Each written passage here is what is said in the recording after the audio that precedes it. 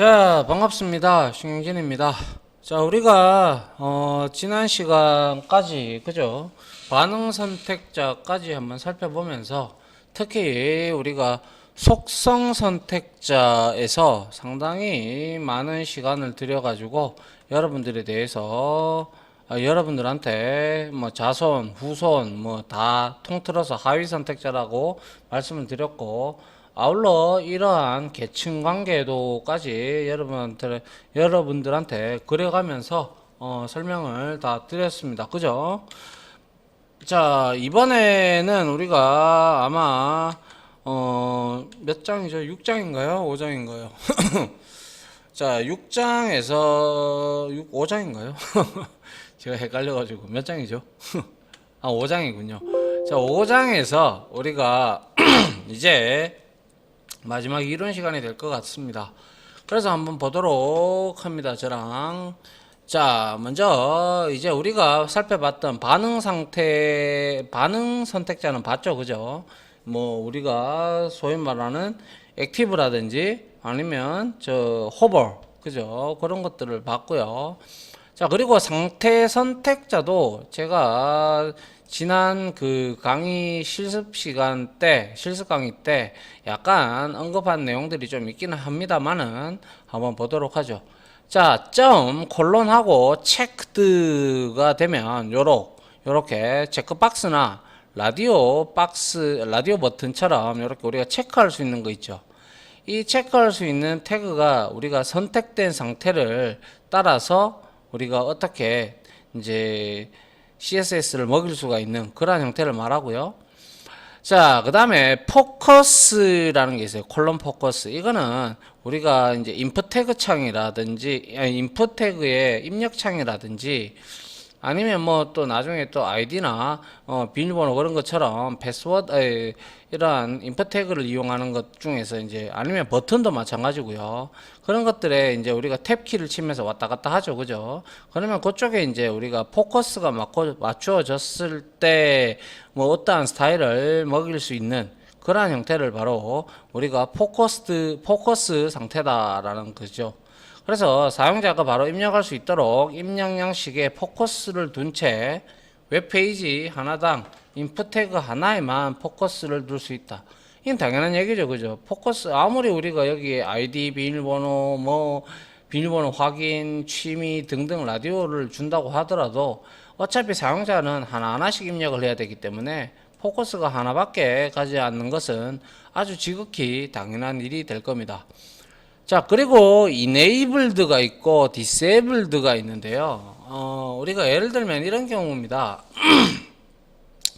자, 여러분들이 만약에 어떤 게시판이나 이런 곳에서 글을 썼을 때, 그 글을 썼을 때 이제 남이 쓴 글은 우리가 함부로 수정을 하면 안 됩니다. 그죠?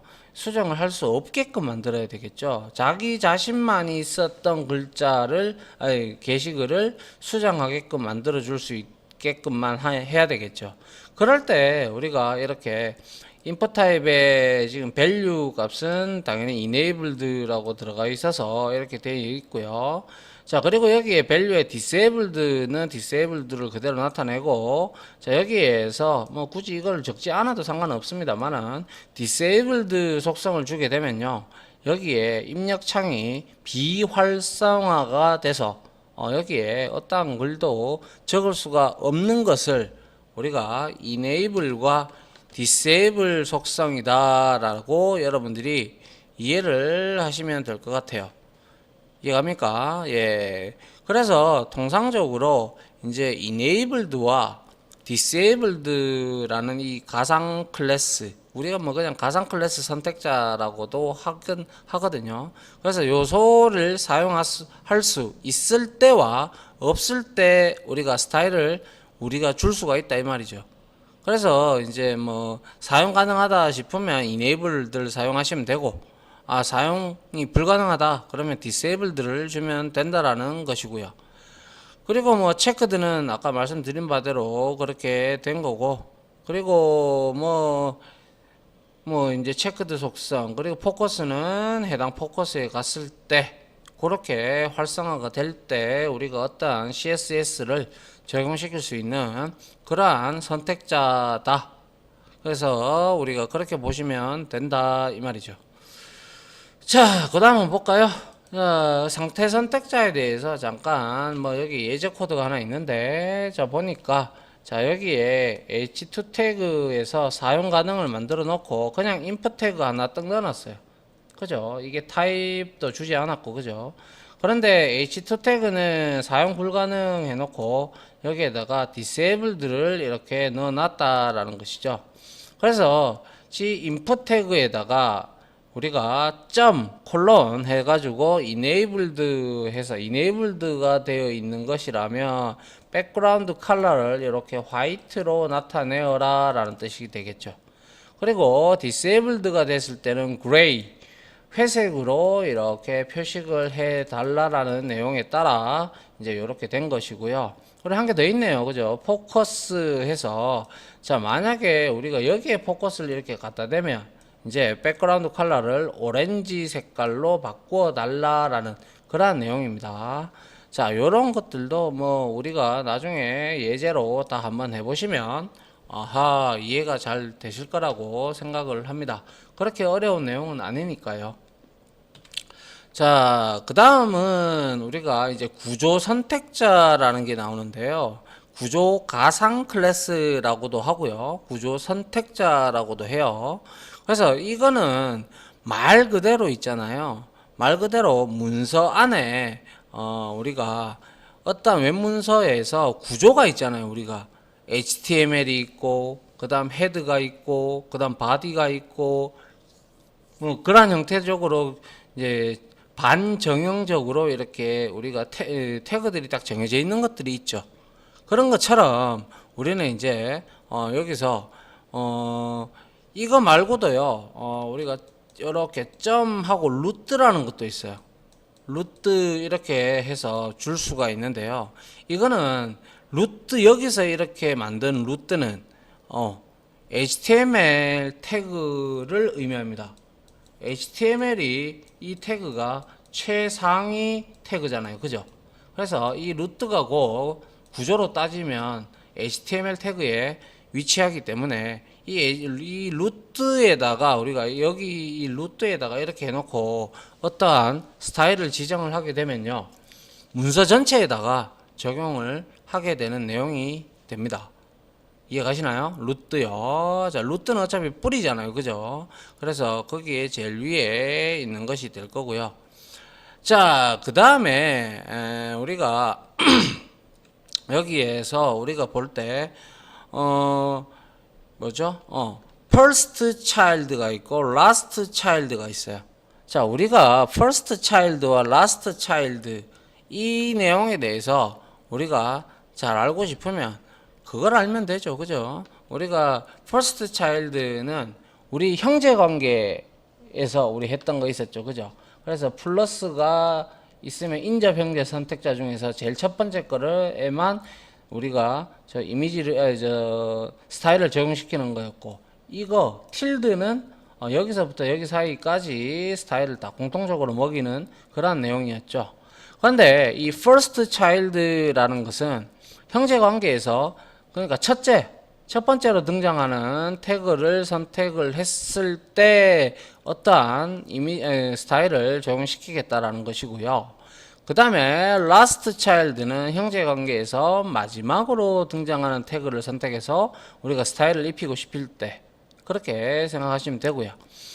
그리고 여기에 nth 대시 child하고 여기에다가 수열이나 혹은 n 값을 이렇게 우리가 자주 넣는데요.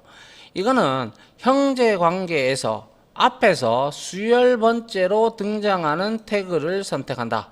그래서 여기 밑에 나와 있는데요. nth child와 nth 대시 last child 선택자 같은 경우는 예를 들어서 2n 플러스 1 하면 이거는 0부터 숫자를 우리가 넣었을 경우에는 자 생각을 해보시면 어떻게 돼요? 0을 넣으면 1이 나올 것이고 1을 넣으면 3이 나올 것이고 그러니까 홀수예요. 그죠? 이렇게 홀수일 때 우리가 수열에다가 이제 해당하는 수열에다가 이렇게 넣을 때 우리가 nth child를 사용을 하고요. 그리고 nth last child는 구조 선택자는 이제 수열의 결과값에 해당하는 위치에 있는 태그에 우리가 스타일에 적용을 시키는 건데 둘 다 비슷하긴 하기는 합니다만은 자 요거는 last child잖아요. 그래서 이거는 형제 관계에서 뒤로 이렇게 보는 거예요. 뒤에서 아시겠죠? 자, 그래서 이거는 예제를 한번 보시면 여러분들이 쉽게 이해할 수가 있습니다. 한번 보도록 하죠. 자, 구조 선택자에 대한 예제인데 지금 UL 태그에서 LI 태그를 지금 7개까지 만들어 놨어요. 그죠? 그런데 여기에서 스타일을 먹이는데 자, UL의 오버플로우 속성을 히든, 즉 그림이 브라우저를 넘어서면 잘려서 보이지 않는다라는 속성이죠. 이게. 그 다음에 li를 list 스타일 none 했어요. 그죠? 그래서 이거는 블릿을 없앴다. 그죠? 블릿을 없앴고 플로트 이거 아니죠. 리스트 스타일 타입이 none이 돼야 블릿을 없애는 거고. 자, 이거는 플로트로 해서 여기에서 레프트로 이렇게 붙여라 이 뜻입니다. 그죠? 자, 이렇게 붙였어요. 그러면 자, li에다가 first child 이렇게 하고 자, border radius라는 속성은요. 자, 이렇게 네모가 있다. 그죠? 네모가 있으면 요렇게 우리가 깎잖아요. 이렇게 원처럼 만드는 거. 그죠? 요렇게 요건 좀 요렇게 해야 되겠네요. 자, 요렇게 깎아요. 깎는 게 이제 라디어스 원형으로 만들겠다라는 것이고 이 뜻은 자, 이 뭐예요? 여기 이 부분을 의미하는 거고 그 다음에는 요거 그 다음에는 요거를 의미하게 됩니다. 그래서 10 빵빵 10을 주게 되면 이러한 스타일이 만들고 10이 나오면 자, 이런 형태로 나오겠죠. 그죠?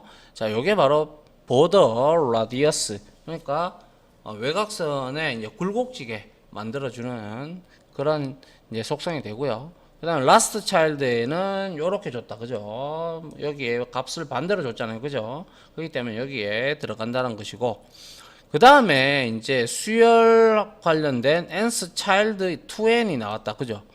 이 2n이 나왔다라는 것은 뭐예요? 그렇죠. 이거는 짝수한테만 넣는다는 뜻이죠.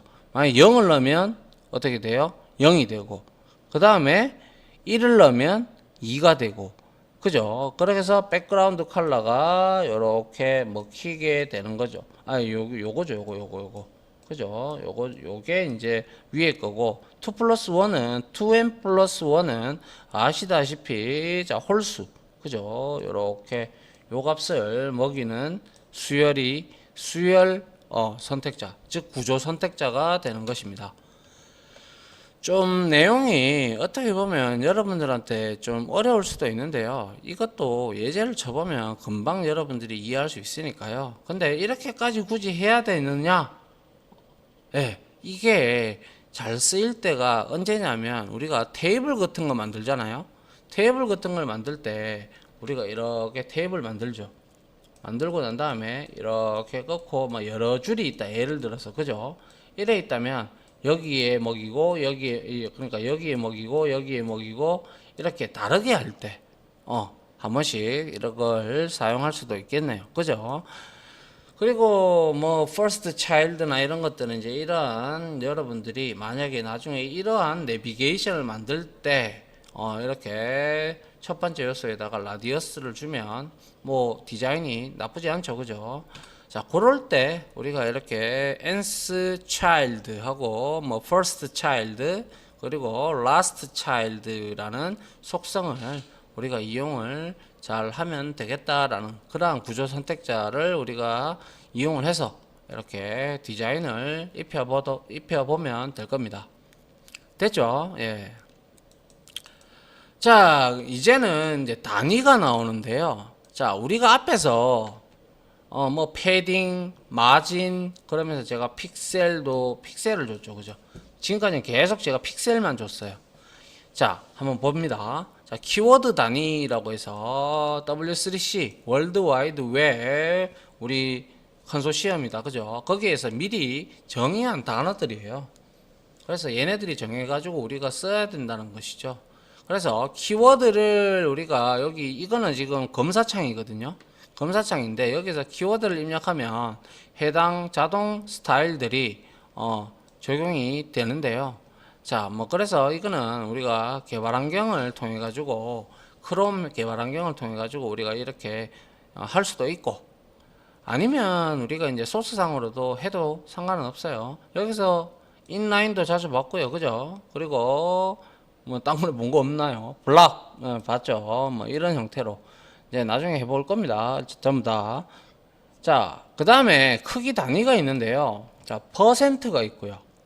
자, EM이 있고요. 그리고 픽셀이 있습니다. 그래서 퍼센트는 누구나 다 백분율 단위라는 걸 다 알고 있죠. 그리고 EM은요. 배수 단위입니다. 배수. 그리고 픽셀은 그냥 우리 화소에 대한 픽셀 단위고요. 이거의 차이점이 뭔지를 여러분들이 명확하게 알고 계셔야 나중에 오해의 소지가 전혀 없어요. 그래서 저는 앞에서 강의할 때 픽셀이 나왔을 때 제가 픽셀을 적었을 때 항상 고정적인 값이다라는 말을 여러분들한테 덧붙였습니다. 맞죠? 그렇죠. 그래서 픽셀은 항상 브라우저가 커지거나 작아지거나 내가 200픽셀이나 뭐 500픽셀을 줬다. 그럼 그 자리에 그거를 지키려고 있는 애예요. 그런데 그에 반해 자 한번 보시죠. 자 지금 여기에 어떠한 스타일도 주지 않았고 자 p 태그를 이용을 해서 문장 태그를 이렇게 써서 똑같은 문장이 4개가 나와 있어요. 그런데 이거를 스타일을 어떻게 EM이냐 픽셀이냐 퍼센트를 주느냐에 따라서 어떻게 변하는지 한번 보시기 바랍니다. 자 보면 자 어때요? 자 P에서 nSchild 해서 첫 번째 거 그죠? 첫 번째 거는 사이즈를 그냥 이렇게 아무것도 안 줬어요. 그죠? 그리고 두 번째 얘는 폰트 사이즈를 100%로 줬다는 거죠. 자 100% 프로는 위에 말씀 여기에 나와 있는 것처럼 이 프로는 뭐냐면 프로라는 퍼센트라는 단위는 기본적으로 설정된 크기를 기준으로 해서 상대적인 크기를 지정을 합니다. 그래서 통상 우리가 브라우저 같은 거를 이렇게 이제 우리가 크게 보려 그러면 컨트롤 키를 누른 채 휠을 위로 올리든 밑으로 내리면 확대가 되고 혹은 축소가 되죠. 뭐 그런 것처럼 혹은 또 우리가 브라우저를 줄인다든지 등등 뭐 이런 걸 할 때 우리가 이제 퍼센트를 먹이면 자 이렇게 동일하게 처음에 나오지만 여기에서 150%를 주니까 얘는 150%즉 0.5배가 커진 거죠. 그죠? 이것보다 그 다음에 사이즈 200%를 주니까 이거에 100%가 더 커진 거죠. 이렇게 여러분들이 볼 수가 있고요. 자, 그 다음에 EM이 있죠. EM은 한 배, 즉 100% 한 배죠. 한 배가 바로 1EM이라고 우리가 흔히 얘기를 하고 이거는 곧 100%입니다. 그런데 1.5배 해서 1.5EM 하면 150%가 되고요. 이것도 역시 초기 설정 크기는 당연히 100%가 될 것이고요. 그래서 우리가 이 EM이라는 것은 뭐 엄밀히 얘기하자면 딴 건 없고요. 그냥 우리가 EM은 다양한 크기를 우리가 제공해 주고 싶을 때 그러니까 단위를 적용을 어떤 걸 하느냐에 따라서 지금 이렇게 설명하면 정확하게 우리가 뭔지 캐치를 못하니까 우리가 실습을 통해서 알아보면 제일 빠릅니다. 알겠죠? 자, 그래서 보통 초기 설정 크기는 전부 다 100%라는 거 알고 계시니까 자, 퍼센트하고 EM하고 이렇게 비율 관계가 이렇게 이루어진다. 1대1 관계고 맞죠? 허나 이 픽셀 단위를 적용하면 얘는 뭡니까? 크기를 절대적으로 그러니까 상대적이 아니라 절대적으로 딱 지정을 해버리는 거예요.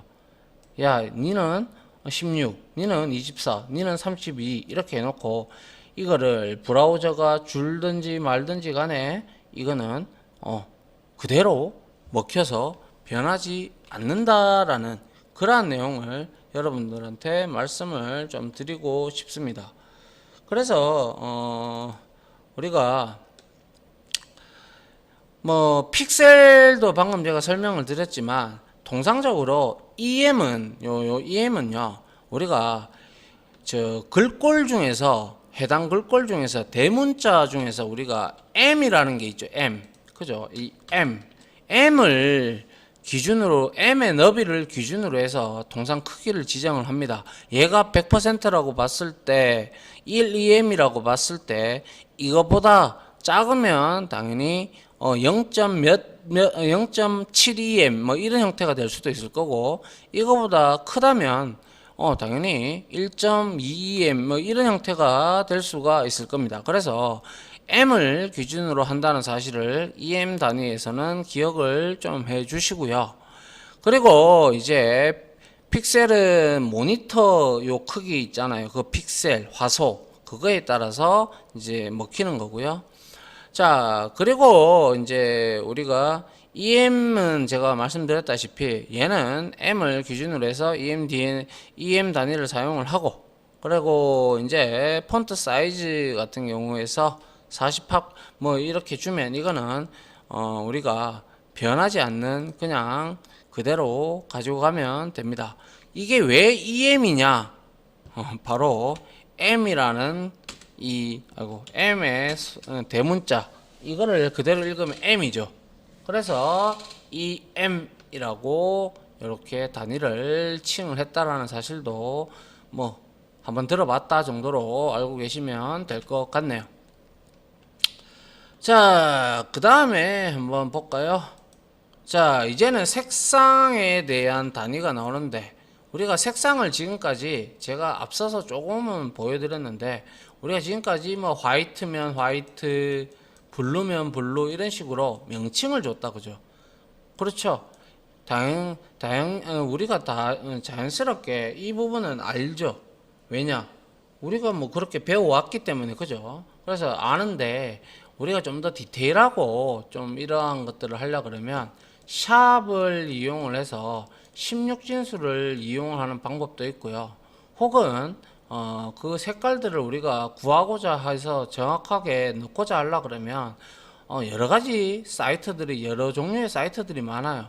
그 중에서 제가 대표적으로 실습할 때 말씀을 드리겠습니다. 컬러 피커라는 그러한 사이트가 있는데 거기 가면 여러분들이 원하는 색을 딱 찍잖아요. 찍으면 16진수로 딱 이렇게 나타납니다. 아시겠죠? 그러면 여러분들이 이거를 가져다가 색상을 입히면 된다라는 것이죠.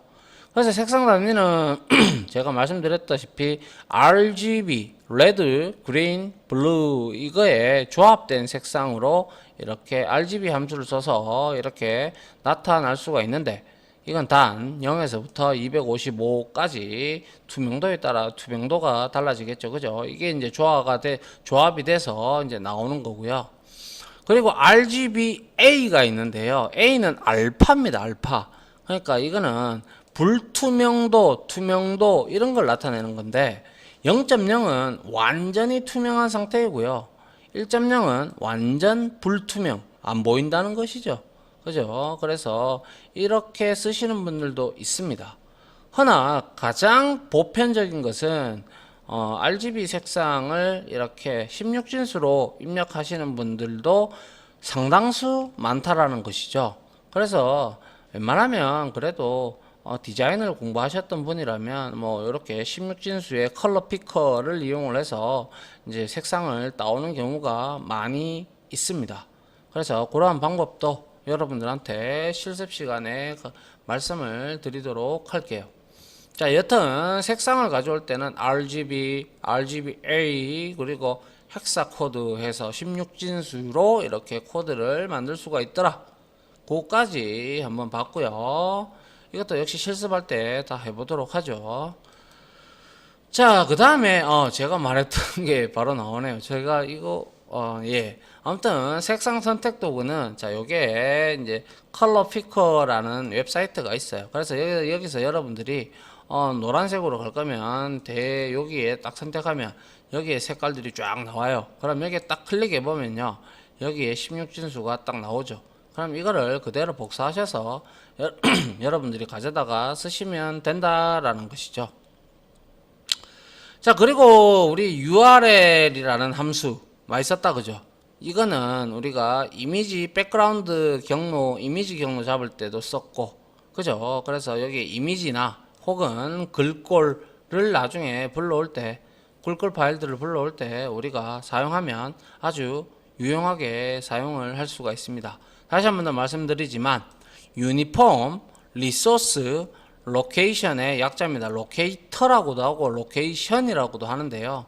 그러니까 이거는 유일한 자원 식별자의 뜻을 가지고 있는 게 바로 URL입니다. 아시겠죠? URI도 있고요. 그런데 일단은 URL은 리소스를 기준으로 해서 가져오는 것입니다.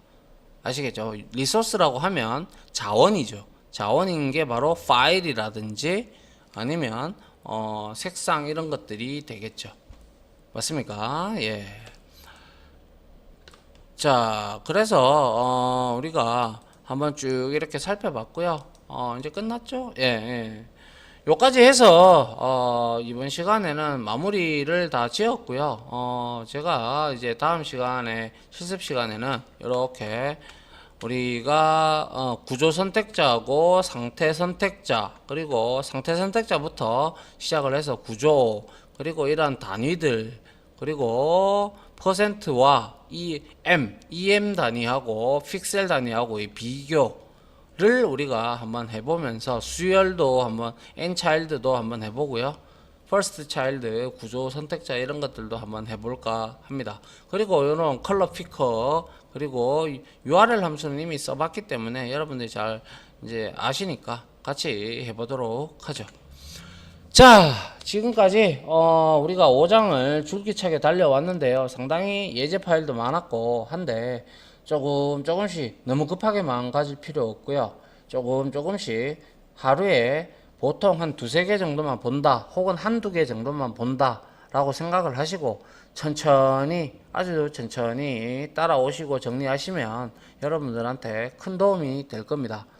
무엇이든지 꾸준하게, 늘 제자리에서 꾸준하게 자기가 하고 있는 일을 공부면 공부, 일이면 일을 꾸준하게 하는 게 가장 중요한 거죠. 맞습니까? 저 역시도 꾸준하게 했기에 지금 이 자리에 있겠죠. 여튼 지금까지 강의 들어주신다고 수고하셨고요. 자, 저는 다음 실습 강의로 바로 찾아뵙도록 하겠습니다. 자, 다들 고생하셨습니다. 감사합니다.